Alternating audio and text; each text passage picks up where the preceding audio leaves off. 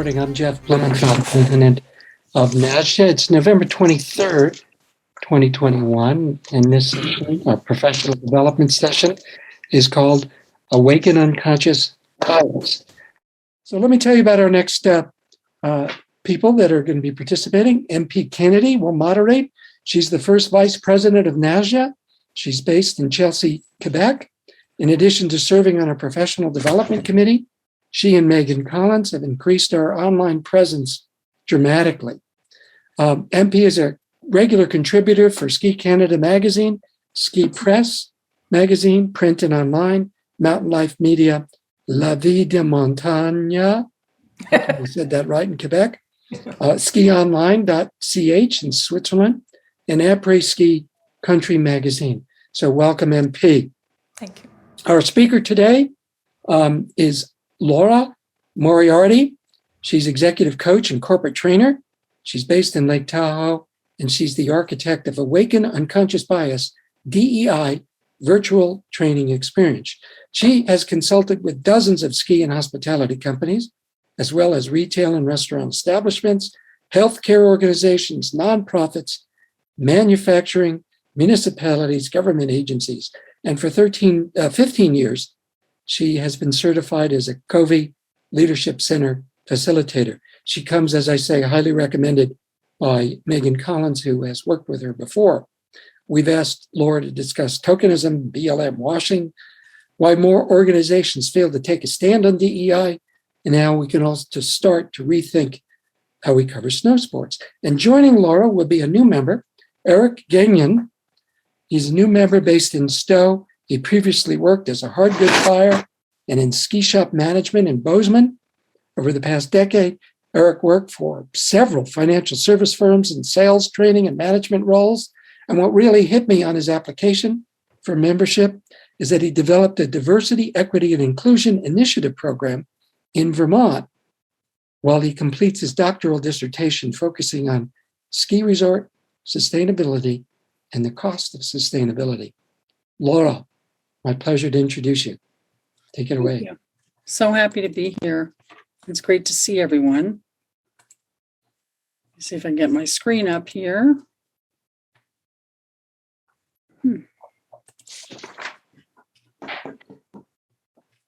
Okay, I think we're there.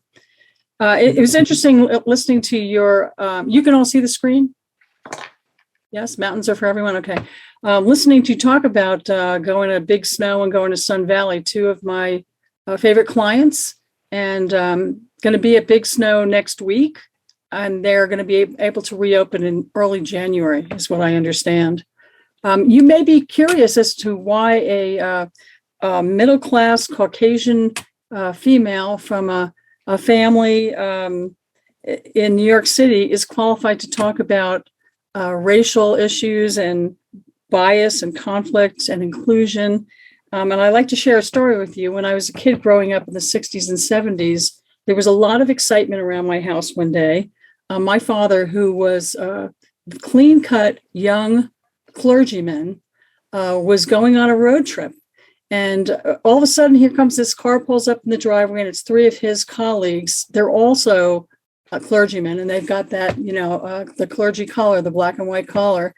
And I was just like, what is going on? Why is everybody so excited about this? They were going 230 miles south to Washington, D.C. that day to join the March on Washington for racial equality and justice, social justice. And my dad witnessed that day the I Have a Dream speech with Dr. King, and that changed his life forever. And it absolutely influenced my choice of profession to go into. And as Jeff mentioned, many clients in the ski business, if I'm going to see this, why am I not clicking? Oh, I see why. Bear with me a second, everybody.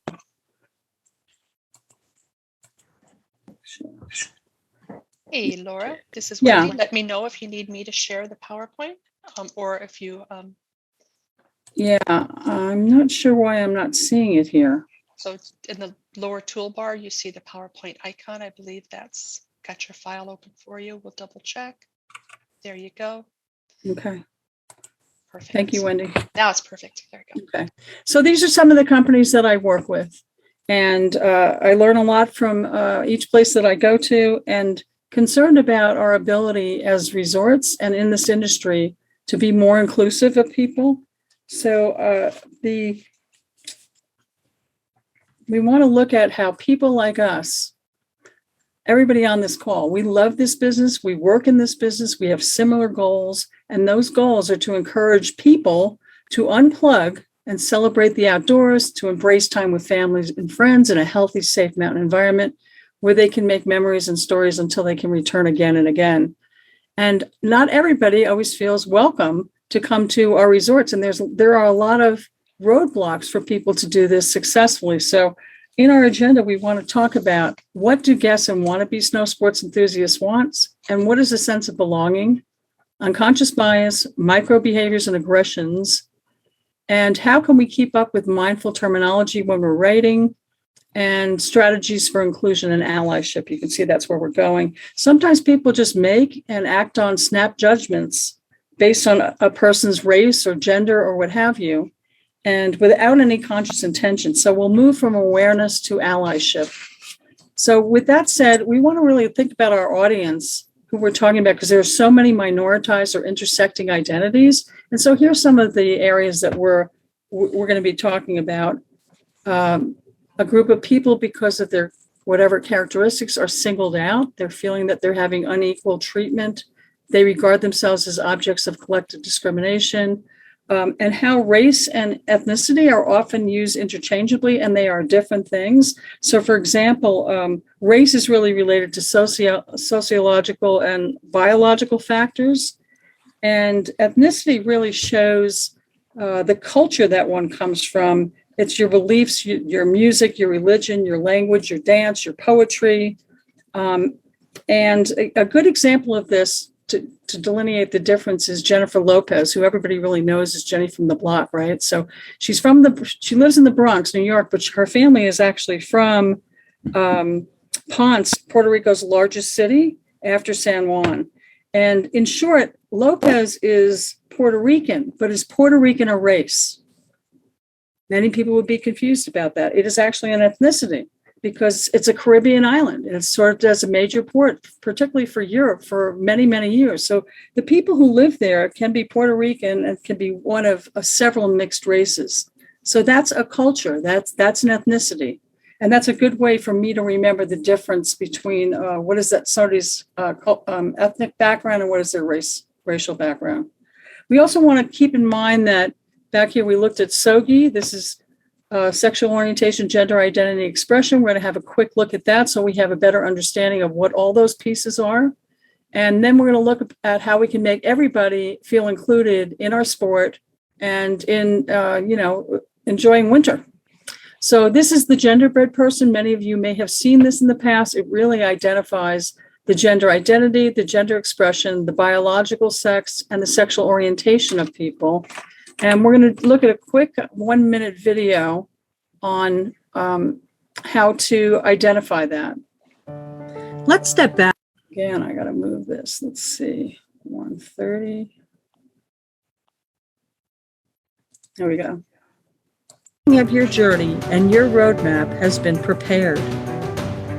You are likely aware of the genderbread person and what it helps to explain. The acronym SOGI stands for Sexual Orientation, Gender Identity, and Expression, which is in the glossary developed for this program. Sexual orientation refers to who someone finds attractive, which is, of course, not evident at birth. The term gender is non-binary, meaning some of us may experience a gender identity that is neither exclusively male or female. People who are non-binary or gender fluid may not want to identify with the limitations of words, such as heterosexual, homosexual, and bisexual. Our gender identity may be in between or beyond both genders. Gender identity is on a continuum, and sometimes Team Blue and Team Pink do not fit. Transgender people have a gender identity or gender expression that differs from their gender assigned at birth. Gender expression is the way in which a person expresses their gender identity, typically through appearance, dress, and behavior. As SOGI understanding becomes mainstream, You will be presented with these choices when asked your identifying characteristics, perhaps at the DMV, or filling out a form at the doctor's office, or when responding to census questions. So that's an important thing. Gender roles are socially and culturally defined roles that individuals.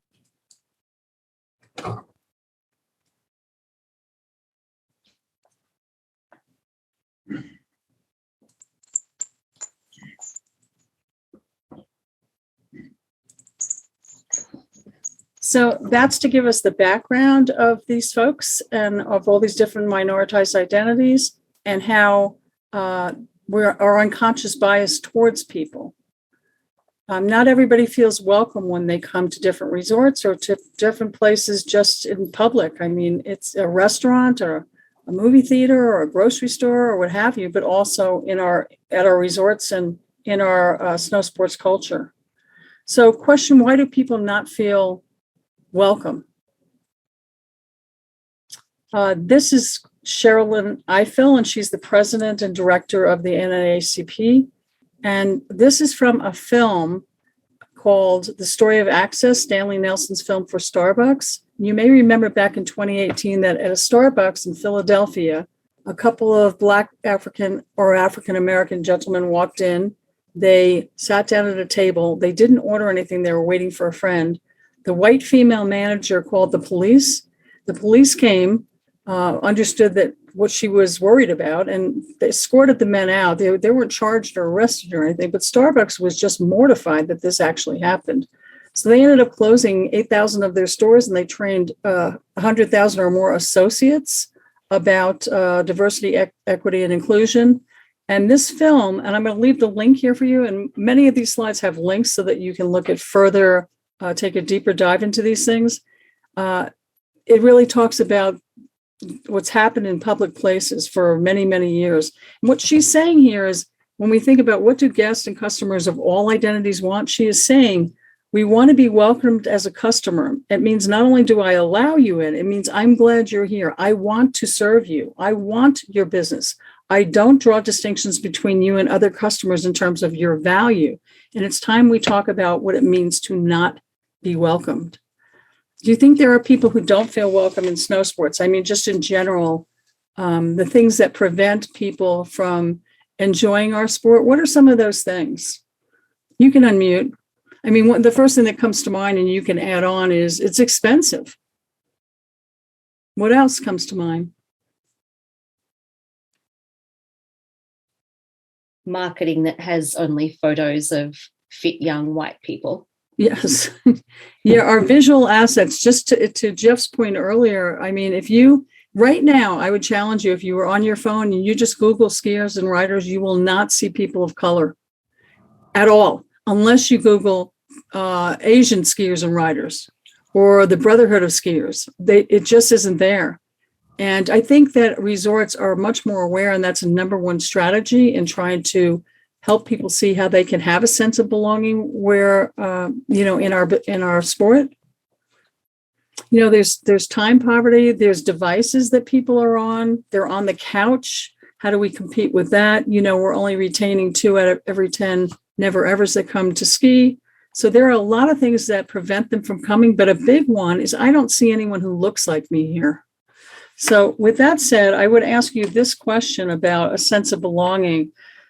Why might some team members and guests not feel welcome at our resorts and in our sport?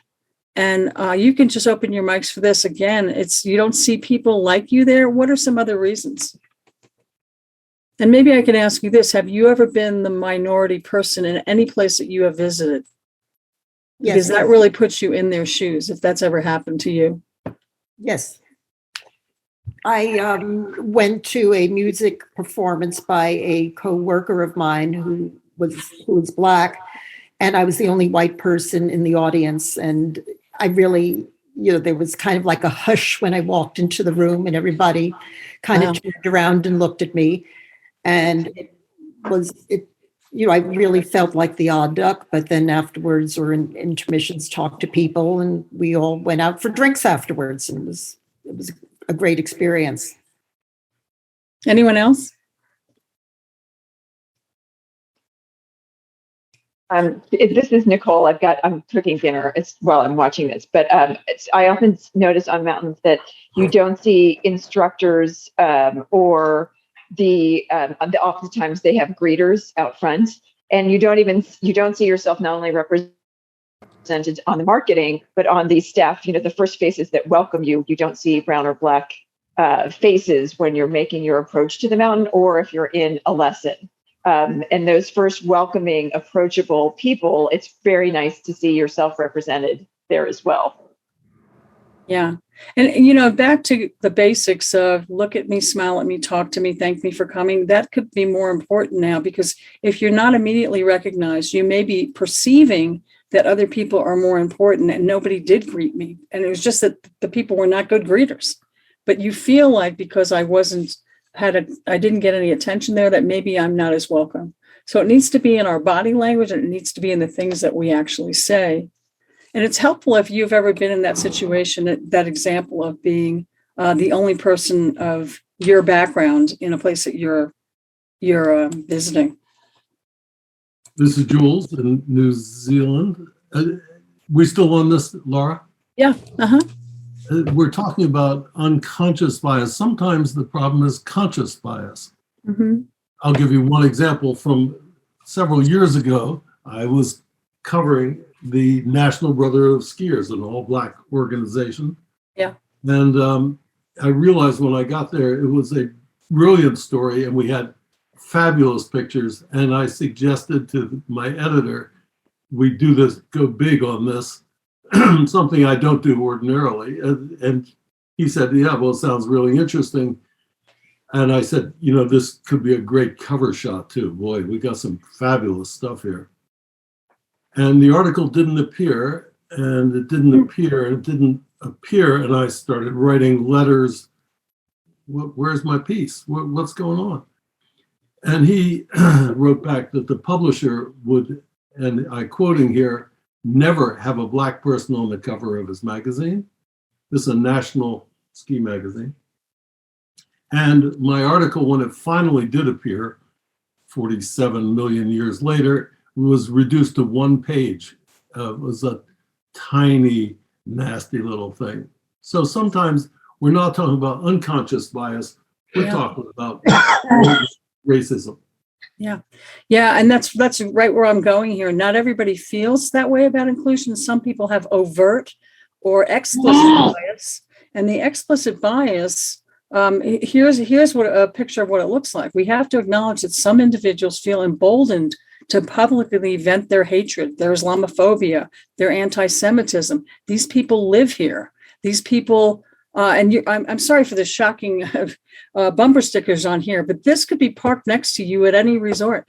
So we are seeing people who are very overt in their expression of racism or whatever they have, including people who work in our business. So we have to acknowledge that, even though everybody follows really in the US, the EEOC statement that says we won't discriminate based on race, religion, national origin, and all of that, there still are people out there. And to your point, Jules, resorts are actually struggling with how much of a stand do I actually take? And what do I do if I see this car pull up in the parking lot? What do I do if I see a car that's a truck that has a gun rack on the back and they're waving the Confederate flag? I mean, how do we actually deal with that? So they are struggling mightily right now in how to take a stand, whether that fits with their brand and how their customer base will respond to that. I spent a lot of time in Idaho and Montana, and that really is the concern. So, and it's not just, racism and these things in one political party. This is everyone. People have their beliefs about things. Another good example of what you're talking about is Chick-fil-A. I mean, they're very obviously don't want anybody who's homosexual working in their place. So we look at these places, but then there is unconscious bias. So that's what we want to look at here. This is a 3-minute film, and it talks about unconscious bias, where it comes from, and it focuses really on affinity bias, which is where we tend to react better with people who look like us, who sound like us, who have last names like us. But it really explains it very well. So get ready for this 2-minute or 3-minute film. New research from the fields of neuroscience and social psychology has shed light onto the concept of unconscious bias. But what exactly is unconscious bias, and how does it affect our behaviors and decisions?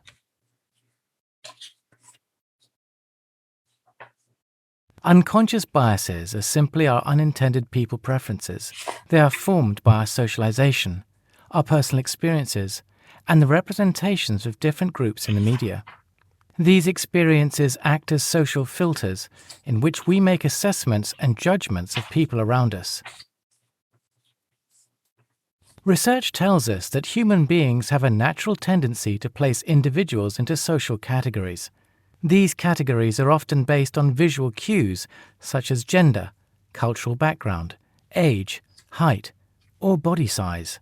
We also categorize based on social background, job roles, religious identity, or political affiliation. The unconscious brain uses associations based on social categories to develop biases. For example, if we are constantly exposed to women as primary school teachers or receptionists, or men as plumbers and organizational leaders, these associations become wired within the human brain. The unconscious brain uses social categories to make unconscious judgments about people who are similar to us and people who are different from us.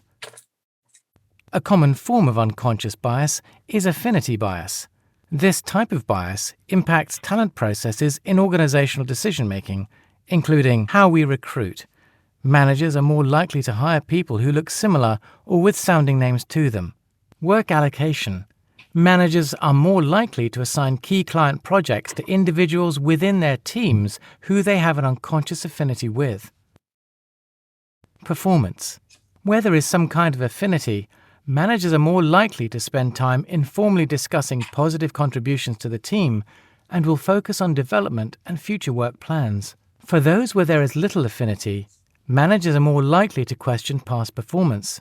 The conversation will be less friendly and even hostile at times. Unconscious bias often results in a set of micro-behaviors. Examples of positive micro-behaviors include supporting the ideas of someone with who you have an unconscious affinity whilst in a team meeting, or simply wanting to have coffee with someone like you. Examples of negative micro-behaviors include checking emails on your phone whilst talking to a colleague or cutting someone off in a meeting. Often our intention is not to make biased decisions, and through a focus on conscious thinking and by creating inclusive work cultures, we can learn to control our unconscious judgments and mitigate the impact of bias on our talent programs. For more information on the nature. So think about this. Is it possible that leaders and team members and journalists unconsciously demonstrate a preference for certain people? Our brain is separating into categories, people like me and people not like me. And the brain is taking shortcuts because it has to, because we can't process everything consciously. So our brain is helping us. But is it possible that we have unconscious biases that we're just not aware of? And those biases are showing up in the stories that we cover. So you heard about affinity bias and how that benefits somebody who's more like you. So this is an annotation poll. And Wendy, do you want to tee us up and tell us how to annotate? And then we'll see where we get our marks and we'll see if there's one that has more trends than others. Sounds great. Okay, everybody. So what I'd like you to do is look at the top of your Zoom screen. The top of your Zoom screen, you should see a little green bar that says you're looking at Laura's screen. To the right of it are the words View Options. You should see a little drop-down arrow next to View Options. In that drop-down, click on the word Annotate. When you click on the word Annotate, you should have an annotation toolbar floating on your screen. And what I'd like you to do is find the word Stamp. Hover your mouse over the word Stamp, and then select the stamp that you prefer, a check mark or a heart or an X, usually stand out the most on the screen. And what we'd like you to do is click on the screen using your stamp next to the items you have experienced. And I'll go ahead and be the example. So has my career ever been helped by affinity bias? Yes. Okay, so we've already got some folks putting stuff out there, so please go ahead. Once again, find your stamp and select the items that you have experienced. Okay. So has your career been hindered by it? Have you ever been told you are not the right fit? Do you typically hire similar types of people or people who are like you? Are many of the people you work with people who are like you, have similar sounding names to yours? Do you typically go to the same people for lead projects or other assignments? Are you given a variety of work projects? Or are you the go-to person for similar assignments?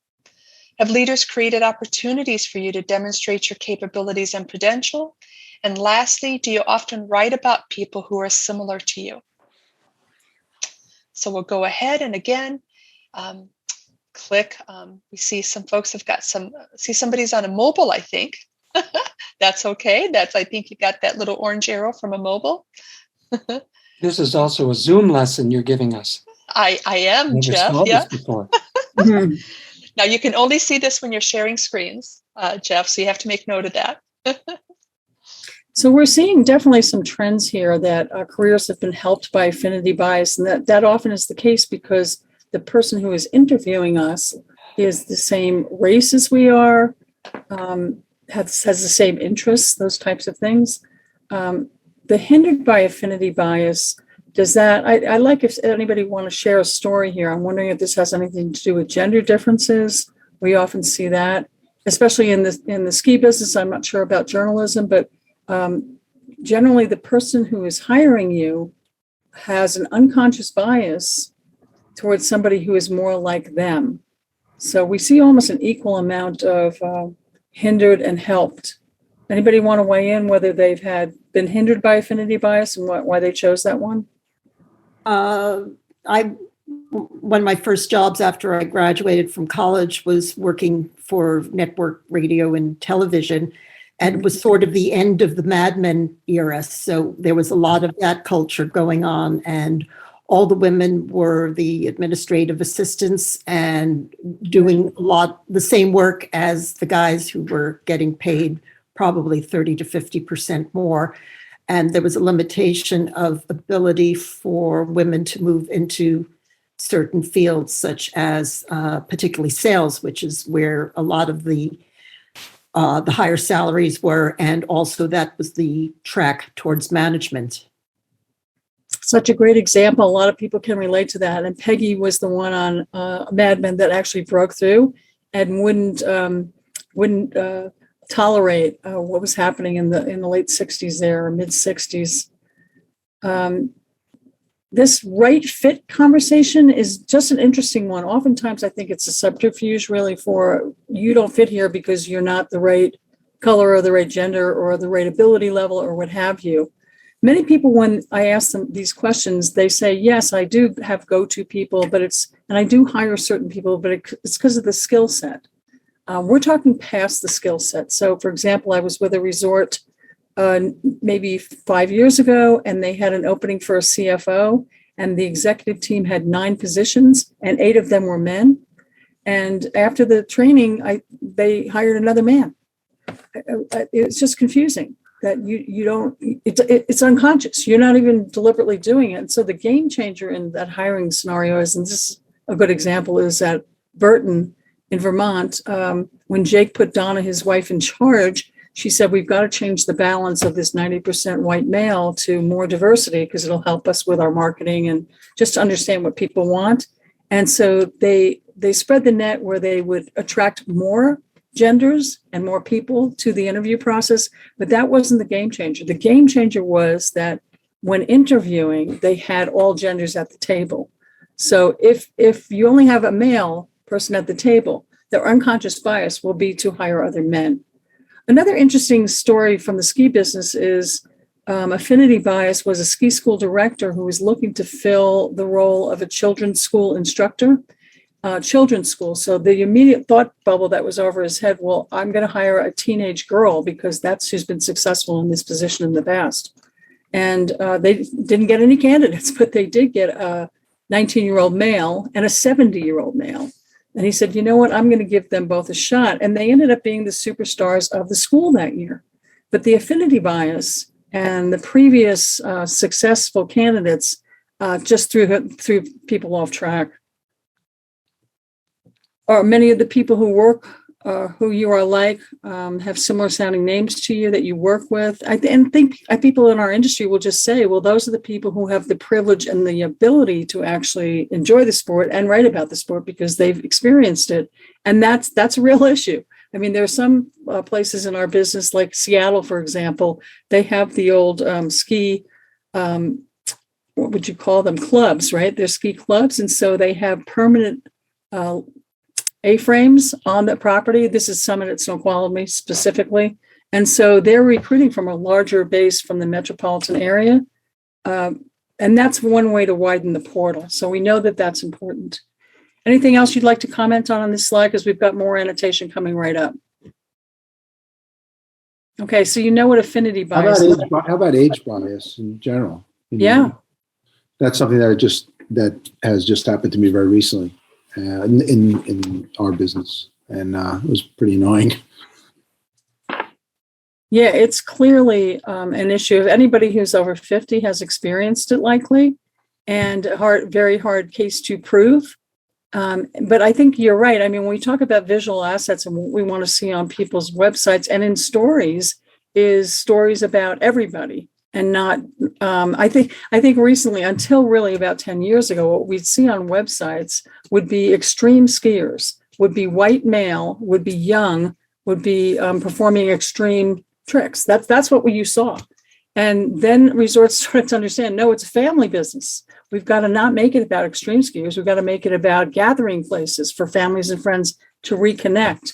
So it's a learning strategy, I think, for resorts and the way that they're marketing. And this is where tokenism comes in too, doesn't it? It's like, do I put somebody in my visual assets that is not really genuine at this point? And they really do struggle with that. And you have to start somewhere. It's aspirational. So how can we help them to illustrate that everybody is welcome? I'd like to see us get to a point where we don't even have to call out that this is an older person, or this is a person using a wheelchair, or this is what have you, any other of these intersecting identities. And so that it's normalized, it's somewhat normalized. And that's something to think about as you cover snow sports, the objectivity of it, or do you want to actually have a voice and make a statement in some of the things that you're covering? Okay. So, and this leads right into unconscious bias in journalism. You know, we know hallmarks of winning journalism include original reporting, well-researched information, informative use of data. You can see this, solid quotes. But is objectivity always appropriate framework for our stories? And you know, this came from, many years ago, where the challenge was to be objective, and that if we were not objective, it might lead to having a detached, safe tone developed originally by the AP and other wire services, appearing more neutral and more marketable. But the facts and the truth have generally been deemed objective, actually centered on a mainstream, and listen to this, on a mainstream white, male, able-bodied, cisgendered perspective, which is not actually objective at all when you think about it. It has created the tone for everything. So is it time to actually question the way that we perceive our subjects, and do we want to have a first person sort of narrative in this at all? And I just put in here, you tap into your passion, your tenacity, your curiosity. And if you'd like to learn more about this or talk more about this, this is a very good article from Pointer about rethinking objectivity and teaching more about with context. Anybody have comments on this? This is your world.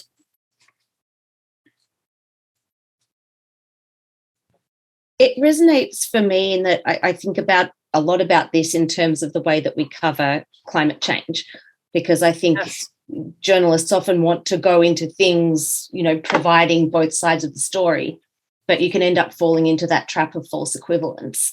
And so hearing you talk about this just brought that to mind immediately. And I'm sure that we do that based on our unconscious biases about race and gender and everything else. You are so exactly right. It's a great example, because climate change, we know that 96 or 98% of scientists agree with what they agree with, but we tend to give equal coverage to the 2% that don't. And is that helpful in the long run? This balanced objectivity can be harmful, actually, in the way that we cover some stories. And I'm just saying this is this is the content that is in this article. And I think I might have one other link in there to actually just assess. And as you're going through, your outline of what you want to cover, that you look for objectivity and also a place maybe to be somewhat subjective. Here's a media bias chart. Maybe you've seen this. This is Ad Fontes Media. This is version 7.0. They update this every few months. You see right down the middle, that is considered neutral. And obviously the right is the right and the left is the left. Who is extreme? Who is actually the axis on the left side of the screen shows you, is the analysis a mix of fact and reporting and analysis? Is it fact reporting? Is it analysis? Is it really just an infomercial, right? Or is it misleading information? So this is a really good way to look at how we're consuming our information, and how you consume your own information can color the way that you report out on things. So that objectivity is right down the center. And, if you know that you want to write to the far left or the far right, then there are news outlets for you to do that. Social media is another thing. We've moved from the information age to the disinformation age, where anyone can post anything about anything. Unregulated messages, conspiracy theories, Pizzagate, Flat Earthers, QAnon, all good examples of that. We know that unconscious bias are shaped by our personal experiences, how we were raised, where we were raised, what our family believed, but also the manipulation techniques that come from media, and specifically social media, to addict their users and cite the psychology that's leveraged to achieve that end. So, for example, if you're looking for red shoes, now all you'll see in your feed is advertisements for red shoes. You will never, ever be shown something opposite of what you're looking for, because that's how they make their money. They want to predict your actions. If anybody has seen the movie The Social Dilemma, you'd be aware of, that's a documentary that follows 6 former Silicon Valley developers and what is really going on inside those organizations, and Facebook and Twitter and what have you, and how we are actually being manipulated. And it's frightening when you think about it. So to be unbiased and to stay neutral, you have to make sure that you're consuming the right information and you're not having, any of this,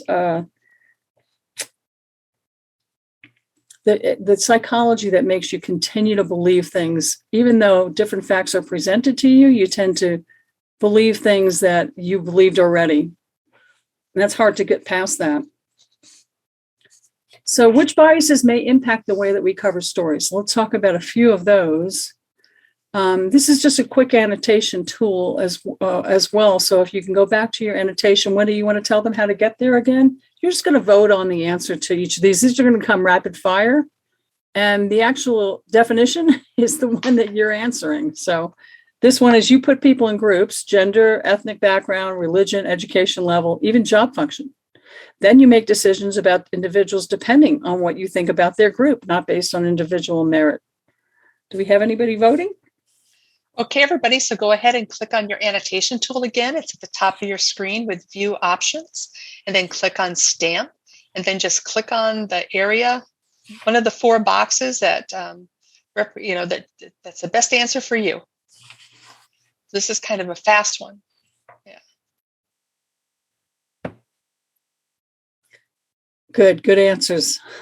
That is definitely stereotype. And I'm going to allow you to move on, because this next slide is about stereotypes. It's also an annotation, so we can go ahead and move through there. Okay, so which of these characteristics have you ever had a preconceived notion about? And I mean ever, that's what it says. So Black, Indigenous, people of color, SOGI, physical attributes, education level, what school they went to, whether it was Ivy League or not, where they, did they wear cultural clothing? Are they a gun owner? I've had people say that they have preconceived notions about Prius drivers and what are the Sprinter vans? People don't like that. So just keep clicking on here and let's see. I mean, there's a linear list, and then there's the color wheel here. So union and non-union is showing up, functional specialties, their education, economic status, parental status. We're seeing tattoos, Smoker, non-smoker is a big one. When we do this in large groups, we definitely see political sides. We see things about liberals and conservatives, and Trump always shows up. So this is a handful of people that we have here, less than 15, and look at how many of these unconscious biases that we have had, or preconceived notions. We just think we understand that person, and either we like them or we don't. Now that goes to affinity bias, also goes to halo or horn. If it's a halo, it means that when I see you, you can do nothing wrong. You're so similar to me. The light from your halo is blinding me, and I can't see anything negative about you. Horn is the other effect, right? The minute I met you, and I didn't like you because of whatever my preconceived notion is about you. So it's important to look at. We really do have these things. Like I mentioned, I had a bias against hiring people who were military. And even though my husband is military, my HR director taught me that these people, they're not transferable into hospitality business. They have more tactical intelligence. They don't do well in hospitality, so we don't really hire them. Also, we don't hire consultants, because if they wanted a job, they'd have a job. So, that was planted in me. Of course, I don't have that anymore. I go to bat for our service people coming back from military. But you can see you've had things, and this is driven by what you were exposed to growing up, and what your friends think, and what you talk about, and what you see on TV, and what you see in movies. Okay, so we're going to move on and talk about some of these other biases. And if anybody wants to kick in with how they manifest in the way that we tell our stories, that would be great. So let's name this bias. You follow the crowd and adopt a position because others, especially people in authority, prefer or value it. Oh, yeah, you get it. That's bandwagon. And how does that manifest in the way that we write? It's like, what's in the zeitgeist right now? What are people saying? Are we willing to actually change the mainstream thinking on things? Are we willing to play devil's advocate? Are we willing to question what everybody else is going along with?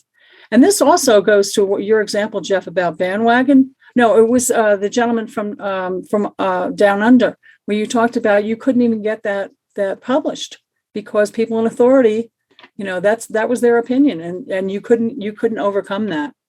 So that's bandwagon. How about this one? You see an obvious positive or negative trait in a person. It could be looks, personality, skills, even their clothes. Then you decide what the person is like through the lens of that one thing.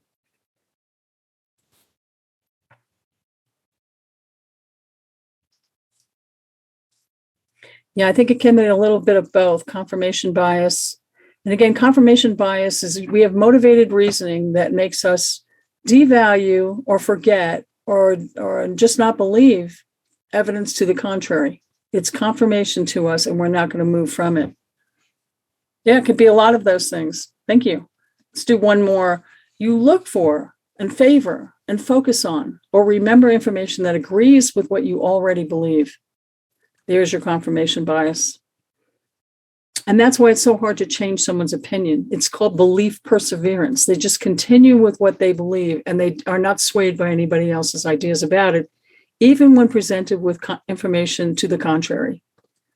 And that again goes to how we cover stories. What if we believe that there is no climate change, and so we would give more credence to facts or thoughts about there not being climate change than what's right in front of our face. This is how some of these things can manifest as journalists. I think this is the last one. You prefer people who are like you or share beliefs and circumstances similar to yours. That's affinity. Exactly right. So you guys get this. And of course, there are dozens more. And depending on what industry you're working with, you would customize it to that industry. Many in the medical field, and probably more that I'm not capturing how they affect how we write our stories. So with that, can I pause for a second? Does anybody want to talk about these biases and any examples of how you think they might impact the way that we write our stories?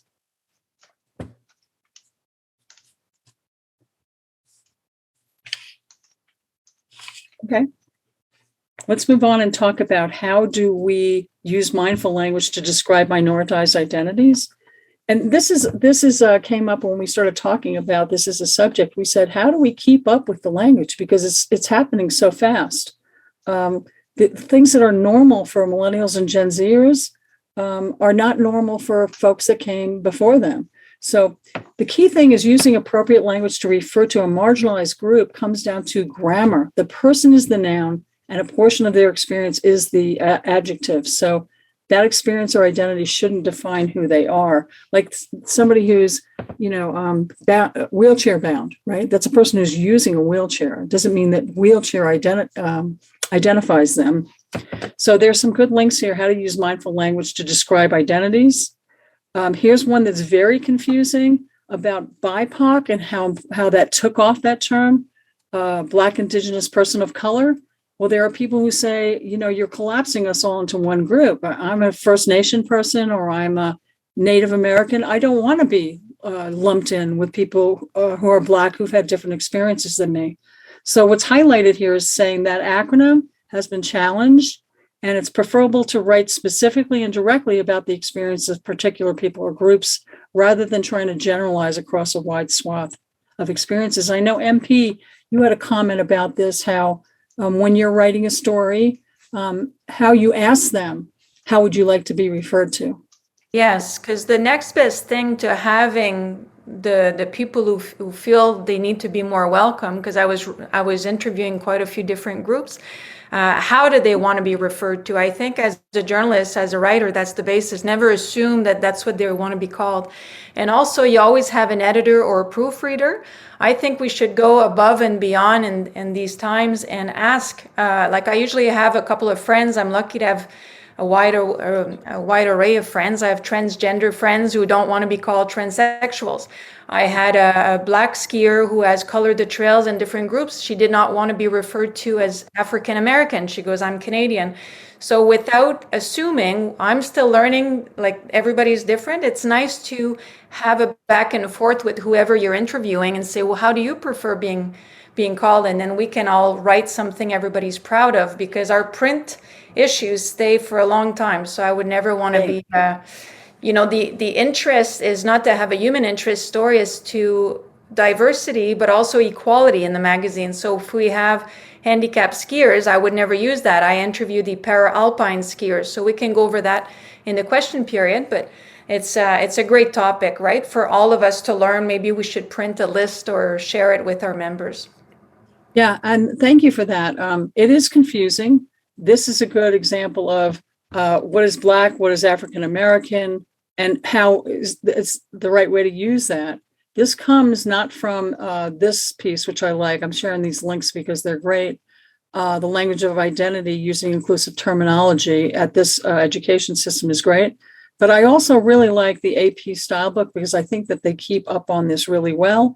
If you downloaded any of these, it would be time well spent to look at it. I think that's a good recommendation. Want to talk about quickly microaggressions, which are brief, commonplace verbal, behavioral, or environmental indignities that insult.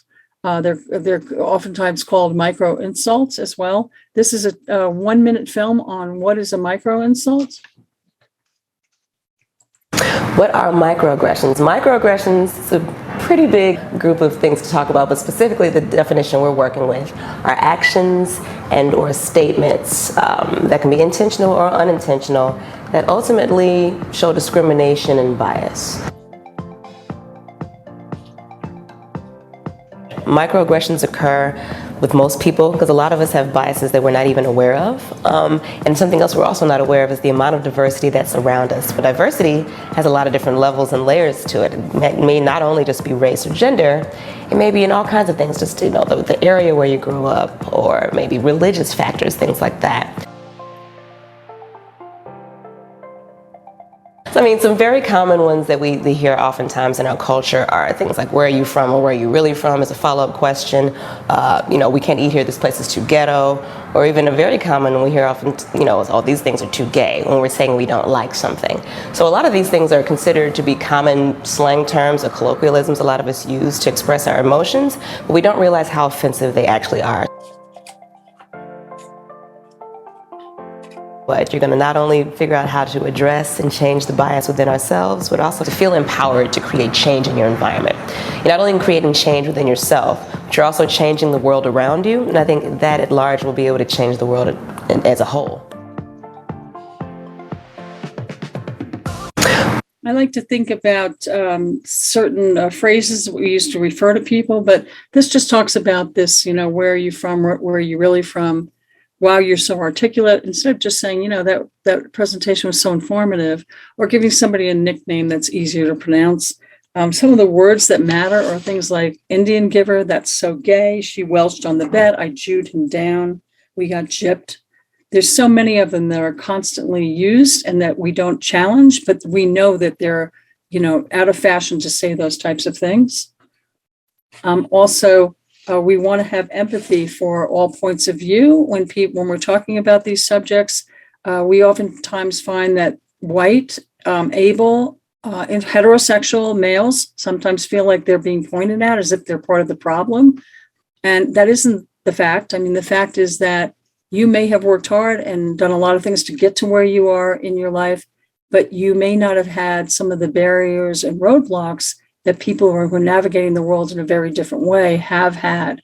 So no one's being singled out or being treated as part of the problem. We want everybody to understand that we believe that they have a point of view as well. So I like Brene Brown's quote, in order to empathize with someone's experience, you must be willing to believe them as they see it and not how you imagine their experience to be. So we're almost at the end of this. I just want to signpost for you. This is a 3-minute film. It really summarizes a lot of things in terms of the words we use, and you'll hear him mention something in here. But just for example, gender discrimination, policeman, cameraman, manpower, mankind, repairman, female lawyer, instead of just saying lawyer, spokesman, steward and stewardess, gentleman's agreement, a man hour, workmanship, statesmanship, countrymen. So just listen for these things as we navigate our everyday world. I think you'll like this, and we'll come back, and the only thing we're going to have left to say is what are some strategies we can use as writers.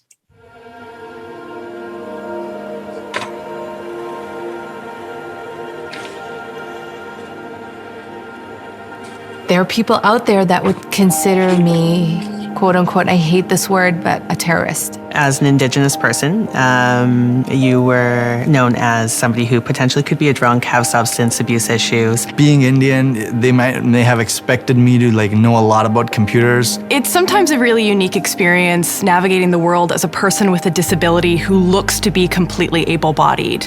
He made a comment about, well, don't worry about this that's going on because you won't be here too much longer. You'll be off having your next baby soon. Most women are, told they need to behave a certain way. People really think that my generation is lazy. Just another blonde waitress. Hey, do you rap? The only black girl. I didn't belong.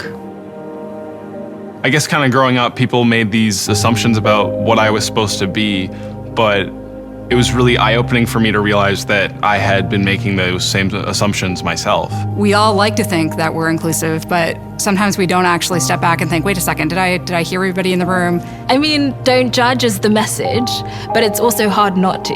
I always thought that every gay man was flamboyant and rude. The older generation is set in their ways.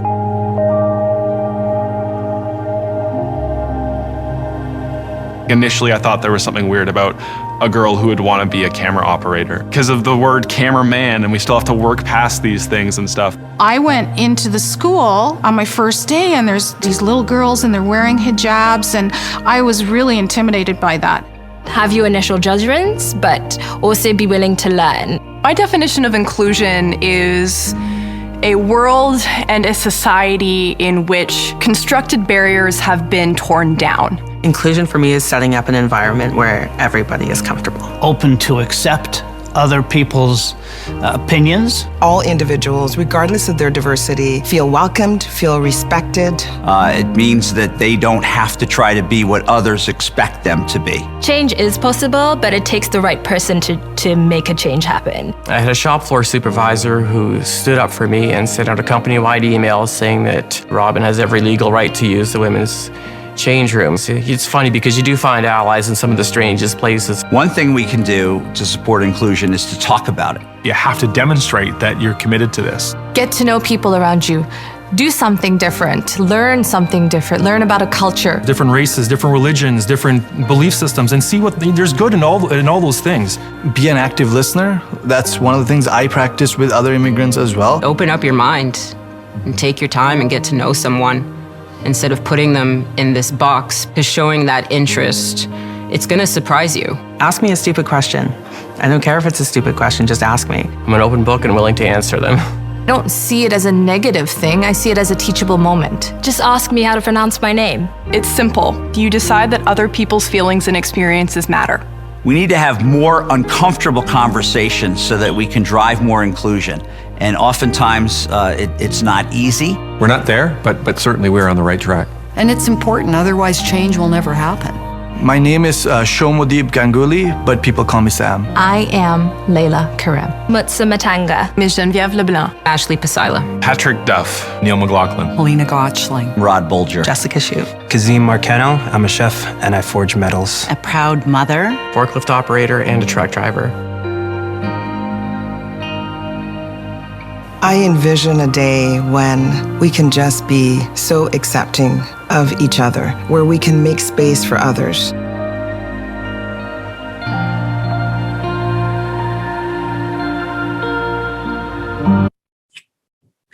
So before we go on to strategies for inclusion, I'd like to ask Eric, because he's created a great program in Vermont, and he has a lot of expertise in this subject.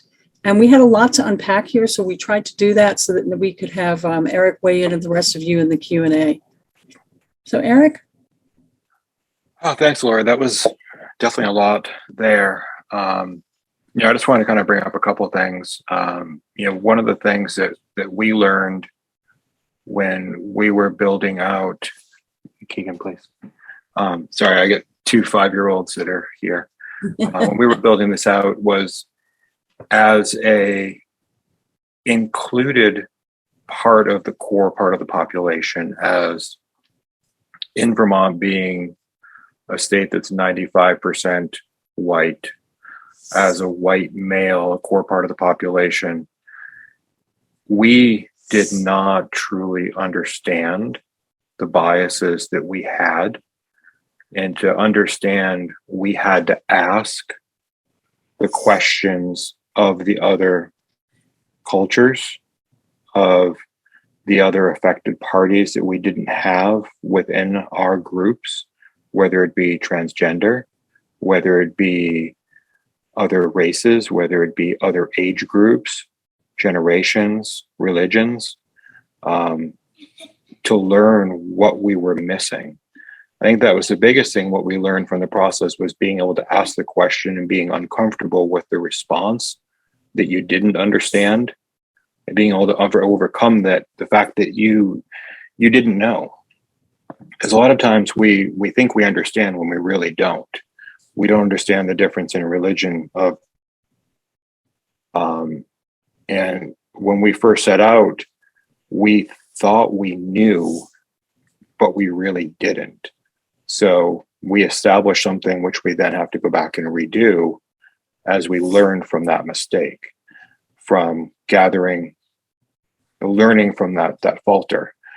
And I think it's difficult because I straddle the world of kind of working and also being in kind of academia doing research. And being in academia, you kind of get biased into, you're always saying what your bias is. So I do sustainability research where a lot of times I'm looking for research that supports my feeling of a certain way something's occurring, but I have to address my bias up front. And whenever I publish something, I say, well, this is my bias. This is what I found. Here's the other research I'm citing. But I have to be very clear about that. But that also can help us because we're still citing it. It's still a proven resource. It's still a peer-reviewed resource. We can use a bias to an advantage. A bias doesn't always have to be a bad thing as long as we understand the biases as a whole. That's kind of the biggest thing that going through this whole process the past year of understanding biases, and I actually changed universities because my first university didn't actually believe in climate change. When I did my proposal, they kind of gawked at it and said, well, this is really kind of a hoax. So a year and a half in, when I did my proposal, I ended up changing universities because it was not real. So it's kind of, there's still people out there that truly believe, even if you can prove it academically and you can prove it scientifically, they have such a strong notion that certain things just don't exist, no matter how you try to prove it to them. That bias is so strong that you can't overcome it. Even in academia, where you would think that they would be able to see the bias and you'd be able to overcome some of it in some way, shape, or form, it still exists. So very powerful to hear a story like that from the first person who that actually happened to. And I find that that's one of the best ways for all of us to understand what we're trying to prevent here.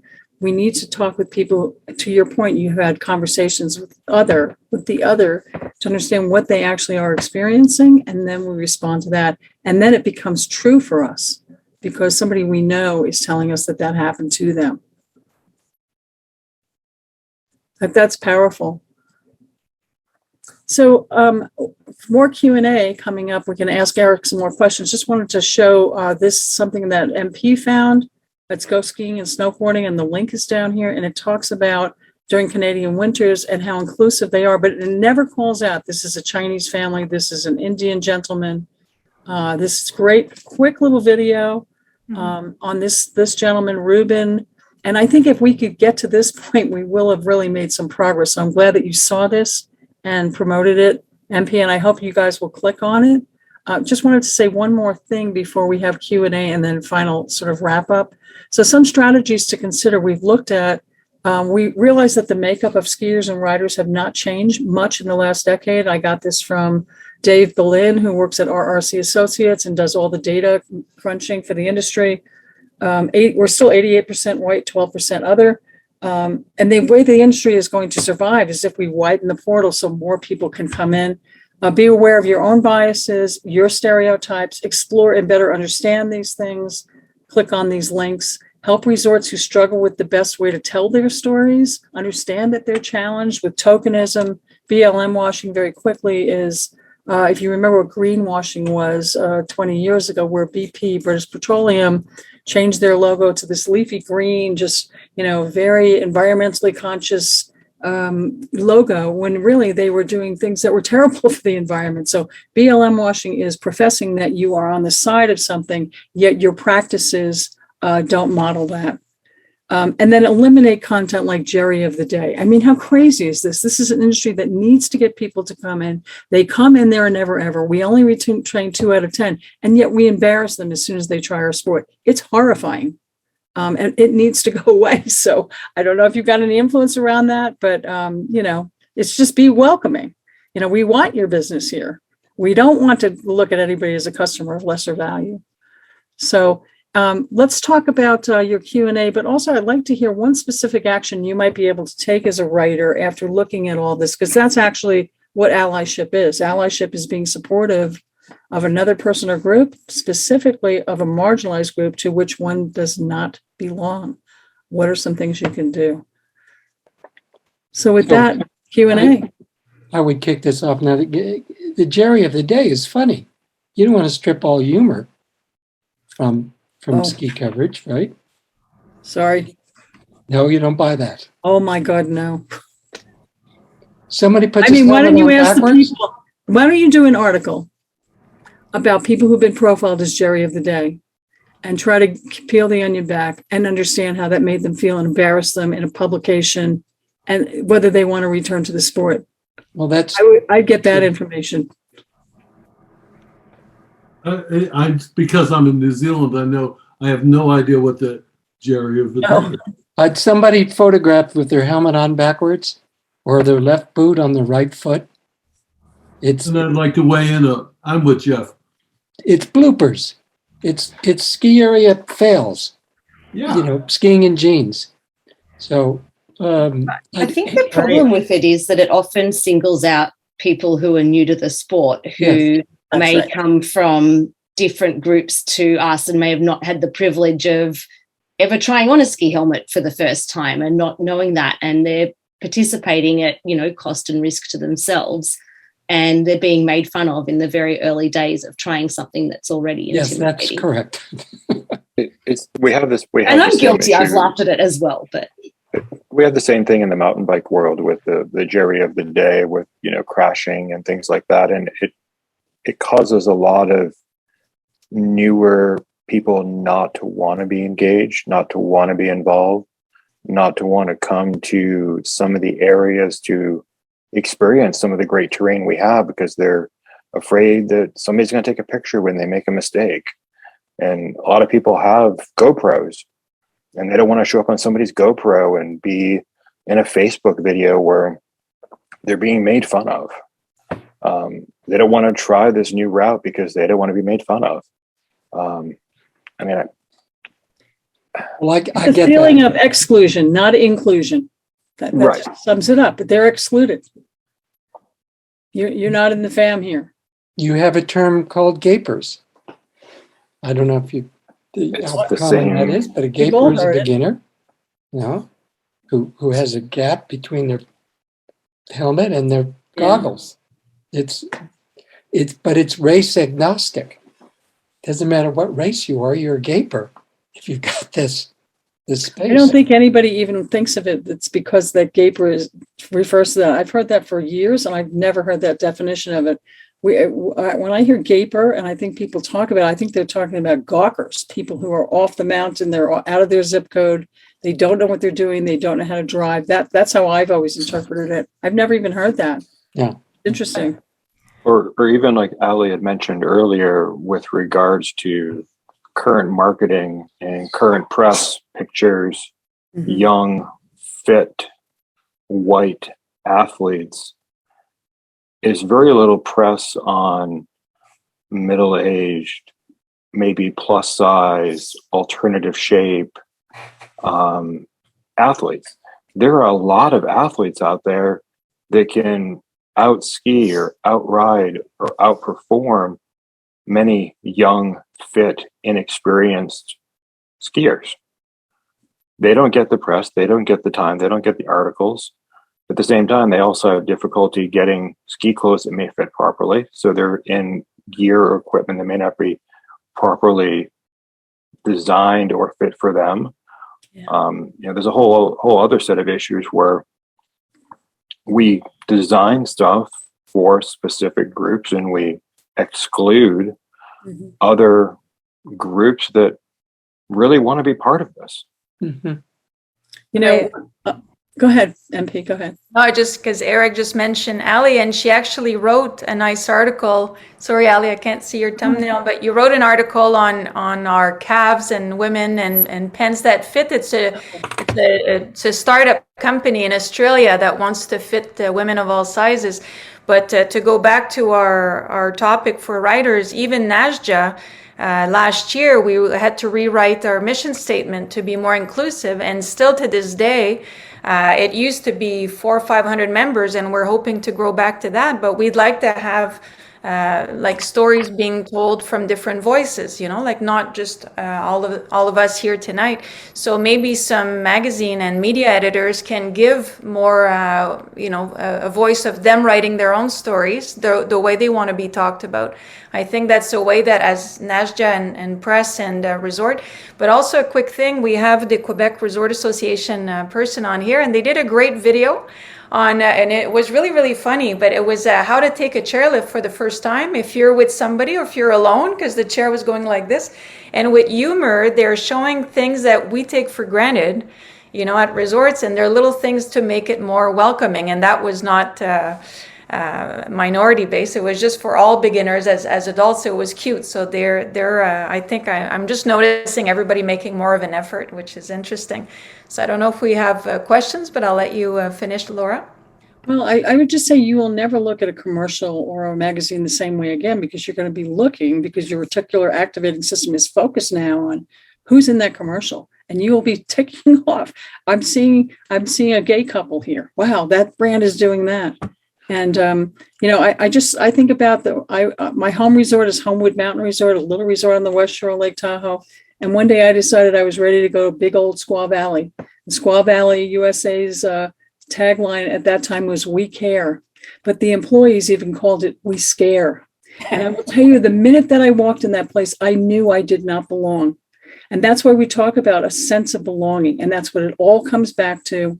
And that means behavior. It means visual assets. It means really being empathetic and understanding we are making an effort to make sure that everybody feels welcome. That tubers will eventually advance to buying a lift ticket, right? So really good insight and the stories that you have told have been powerful. I love to see us do a much better job and being more inclusive. And I think the way you said it was great, MP. Just let's write stories from their point of view and ask them and be curious from their point of view. And don't go on with our single-minded bias of what we think we're going to get. Be curious about it. Mm-hmm. Yeah. Any other questions? With that, I just would encourage you also, Jeff, to really think about how you can be an ally. And you have such a platform to be an ally to all these minoritized identities. And I hope to see I'd love to read Allie's article. I think that's fantastic that we can say we have some great stuff and then highlight those things. I think I'd like to add something. It's not a question, it's my experience. And when you make this move, do not expect that everyone in the world who you work with is going to say, "What a wonderful human being you are." You may, what we call here, experience some shit. And I think there's a fair chance you will. So just be ready for it. Don't not do it because you're going to get it. Yep. But you're going to get it. Yep. Well, MP, if you want to wrap up, thank you all. Yep. I think I want to wish all the Americans a very, very happy Thanksgiving week. The few Canadians on the call, we're all getting your Black Friday ads, and we wish you well. As Jeff said, we will be inviting everybody back for a little après ski party December 20th, so it'll be different. But Laura, thank you so much. You've put a lot of effort into this presentation that should have been 2-3 hours so we could explore and share more. But I think the door is open. I think every step forward, if you could agree, every step forward is positive, right? We're far from perfect. Totally agree. Yeah, and I want to thank Eric for his perspective too. It was helpful preparing, and for MP and for Jeff, and it's just a pleasure to be invited. So thank you so much. That's great, and good luck to both of you. Eric, Laura, thanks so much on your quest to make us all more inviting, make the whole sport more welcoming and encompassing. So thank you all. See you December 20th, right here, same bat station, same bat channel. Take care. Have a good Thanksgiving, guys. Bye. Bye.